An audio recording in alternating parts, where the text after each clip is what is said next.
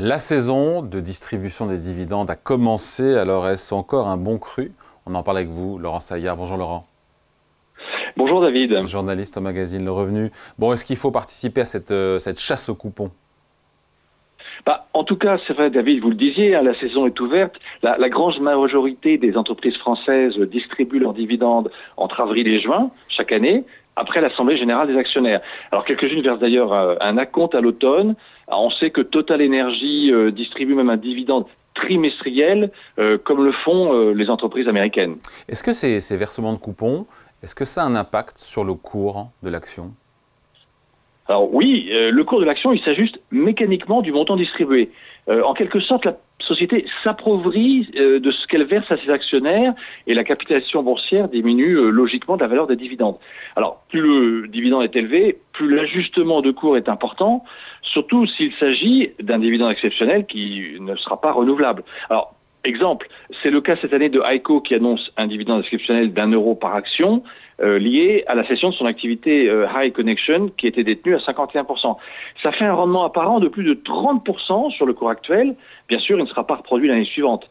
Du coup, le cours devrait s'ajuster à la baisse d'un montant correspondant peu ou prou au montant du dividende total qui lui est de 1,25, incluant le 1 euro dont je viens de parler lié à la cession d'actifs. Et si cet ajustement se produit et il se maintient, du coup, l'actionnaire n'aura rien gagné. Bien sûr, c'est un peu le risque. Bon, c'est la même chose, par exemple, pour le dividende exceptionnel d'Esso, qui est lié à la cession de la raffinerie de Fos-sur-Mer. Il est de 50 € par action distribuée en juillet prochain. Ça fait un rendement immédiat de 33%. Donc le titre pourrait alors coter 50 € de moins après détachement. Autre exemple, le coupon de Groupe Crit, qui est annoncé à 6 € par action pour le 2 juillet prochain, alors que le bénéfice net 2024 est de 6,49 par action. Ça fait un taux de distribution de 92%, un rendement apparent de 8,8%. Alors là, c'est un autre cas de figure, c'est une logique patrimoniale du principal actionnaire du groupe Crit, la famille Gage, mais ça devrait là aussi entraîner un ajustement du cours. Ouais, du coup, Laurent, on se dit que les gros dividendes, c'est pas forcément une bonne affaire pour les actionnaires individuels, non? Alors, c'est vrai, David, que pour que l'action absorbe au mieux cette distribution du dividende et que après, plus tard, le cours remonte après ce détachement, il faudrait effectivement plutôt privilégier en bourse des dividendes qui vont progresser cette année, mais qui devraient le faire aussi l'an prochain. Autrement dit, à ce moment-là, on peut anticiper à la fois la hausse future de la rémunération et puis peut-être une hausse du cours de l'action. Donc ça veut bien dire en tout cas, effectivement, David, que les gros rendements apparents ne sont pas forcément intéressants si le dividende de l'action n'augmente pas cette année. Exemple, Mersen, par exemple, va réduire sa distribution de 1,25 à 0,90 €. Ça fait quand même un rendement de 4,5%, mais voilà, la distribution est en baisse. Métropole Télévision, donc M6 Group, un dividende inchangé de 1,25 €. Un rendement apparent flatteur, 8,8%, mais même constat. Autre exemple, Vicat, dont le dividende est stable à 2 €, ça fait un rendement de 3,9%. Bon, tous ces rendements apparents sont impressionnants, mais en fait, il n'y a pas de dynamique derrière. Ça veut dire qu'il faut choisir entre rendement et plus-value? Alors, évidemment, l'idéal, David, ce serait de cumuler en fait le rendement élevé et la plus-value potentielle. Alors pour ça, on peut essayer de choisir des entreprises dont le dividende augmentera en 2025, donc au titre de l'exercice 2024, mais devrait aussi progresser l'an prochain au titre, donc en 2026, au titre de l'exercice 2025. Donc l'an prochain en 2026, au titre de l'exercice 2025. Alors sur ce critère, d'ailleurs, on pourrait écarter par exemple Morel & Prom ou OP Mobilité, dont le dividende versé en 2026 est attendu en baisse par le consensus des analystes. Donc, pour sécuriser la distribution future, pour être un peu plus technique, on pourrait se dire qu'il faut que le dividende servi en 2025, donc toujours au titre de l'exercice 2024, doit représenter moins de 50% du flux de trésorerie par action de 2024, ce qu'on appelle le cash flow. Bon, sur ce critère, du coup, on écarterait, David, AXA, M6, Pernod Ricard, Excel et Valorec, parce qu'ils vont distribuer cette année plus de 50% de leur flux de trésorerie passé. Autrement dit, c'est mieux si le flux de trésorerie est attendu en hausse, ou au minimum, disons, il est inchangé en 2025, Et en fait, sur ce critère, on pourrait écarter des valeurs comme Bouygues, Edenred, Eiffage, Manitou, Michelin, Renault, Valeo et Vinci, parce que leur cash flow par action est attendu en baisse en 2025 par le consensus des analystes. En fait, la distribution régulière d'un dividende qui progresse, c'est le signe du respect par le management de ses actionnaires individuels. Remarquez, David, que les investisseurs professionnels vont y être moins sensibles. Eux, ils vont surtout viser la croissance des profits et la plus-value à long terme. Moi, j'ajouterais aussi un autre critère du point de vue de l'action individuelle, c'est que d'ailleurs aussi vu par les professionnels, c'est qu'il faut s'assurer bien sûr de la solidité du bilan et de la pérennité de la distribution aux actionnaires. Donc, on va retenir aussi d'entreprises. Alors, on va prendre un ratio dont la dette nette est inférieure à 2,5 fois l'excédent brut d'exploitation, l'EBITDA. Et sur ce critère, par exemple, on ne retiendrait pas Aéroport de Paris, Argan, Compagnie des Alpes, Engie, Getlink, Olot et Veolia, parce que leur dette nette dépasse 2,5 fois l'EBITDA attendu cette année.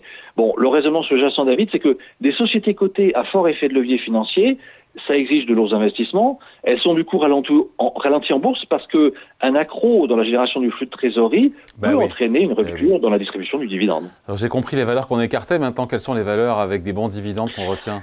Alors, oui, alors celles qui au fond ont un petit peu tous les avantages. C'est un peu la quête du Graal. Mais alors, ce qu'il faut, c'est veiller à payer au fond le futur dividende à un prix raisonnable. Hein. Donc pour ça, on va acheter l'action à un prix attrayant. Hein, c'est-à-dire qu'il faut que le flux de trésorerie après investissement, quand on le rapporte à la capitalisation, ce que en bon français on appelle le free cash flow yield, il dépasse 7%. Voilà, c'est un critère qui en tout cas du coup est sévère, mais il va écarter par exemple des bonnes valeurs qui distribuent bien, comme Imerys ou Rubis, qui pourtant distribuent des dividendes importants et réguliers et en croissance dans le cas de Rubis. Mais voilà, il y a aussi des cas particuliers. Hein. Par exemple, il y a bien sûr les valeurs foncières, hein, les Covivio, Clépierre, Unibail, Rodemco, Westfield, parce qu'elles ont des règles comptables propres, et donc elles distribuent une large part de leurs bénéfices du fait de leur statut de SIC qui est associé à la transparence fiscale. Je dirais, David, qu'en tout cas, le critère clé, pour répondre à votre question, ça va être, il faut que le rendement du prochain dividende dépasse 3,5% au cours actuel. Alors pourquoi? Parce que 3,5%, c'est mieux qu'un emprunt d'État français à 10 ans dont le rendement est actuellement à 3,4%. Donc avec tous ces critères, je vais vous donner quelques noms. La Palme reviendrait, pour le meilleur rendement sécurisé, reviendrait à TF1, qui a détaché un dividende de 0,63 € en hausse de 9,1%. Et en fait, cette distribution de dividendes, ça donne au cours actuel, ça donne un rendement de 7%. Et en plus, le groupe de médias TF1, il en garde sous le pied parce que le montant versé équivaut à seulement un quart du flux de trésorerie généré par l'entreprise en 2024. Donc, on remplit plusieurs des critères qu'on a évoqués. Alors, il y a d'autres sociétés qui se distinguent, bien sûr, on les connaît depuis longtemps, par un généreux retour à l'actionnaire.